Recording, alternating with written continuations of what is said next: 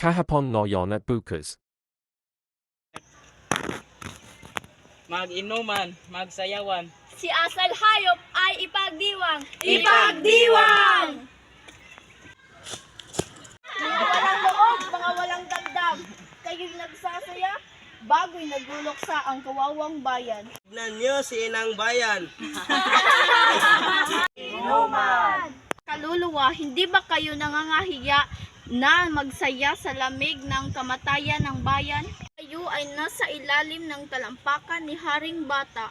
Sa'y manalumpate ang ating Inang Bayan. Ko ng kaunting alak. Inuman!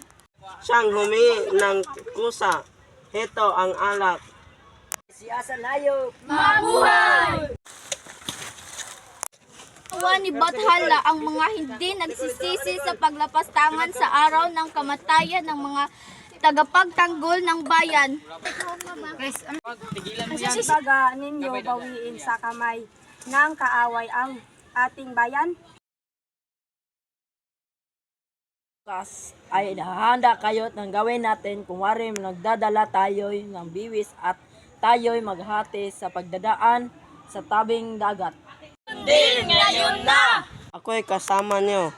Ngunit ako'y uuwi muna sandali. Asahan niyong alay ko rin ang aking buhay. Pinag-aralan, mangmang. Naman nangangabuhay ang aming mga magulang. Sa inyo, dakilat, marangal na Haring Bata. Ano iyon? Ako'y talagang paroon sa inyong upang sabihin ang malaking bagay. Nais nilang ikay bakahin upang mabawi ang kanilang kalayaan. Mga mangising at saan ang roon? Taksil. Tatanong lamang dito sa harapan. Hayop, wala ka bang taglay na salapi o kahit anong tanso ngayon? Tatanong mo sa akin iyon. Anong gagawin ko sa salapi at tanso?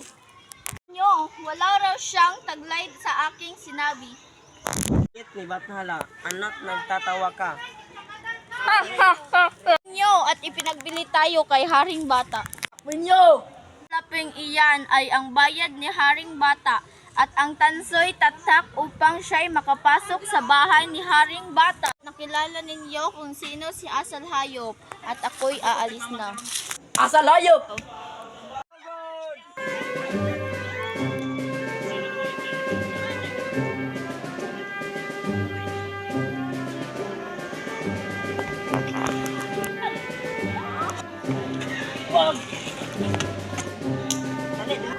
Oh!